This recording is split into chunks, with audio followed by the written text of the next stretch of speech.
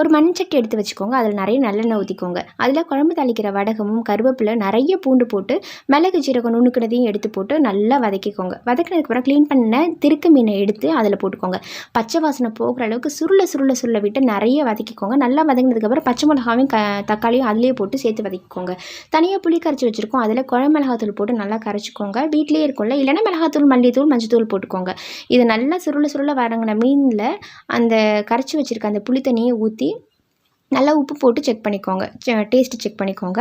So இதை நல்லா கொதிக்கணும். கொதித்து நல்லா அந்த மீன் கூட அந்த சாறு எல்லாமே இறங்கணும். அதை திருப்பி போட்டு நம்ம கிளறி விட்டு நம்ம மூடி வச்சு வேக வச்சுக்கலாம்.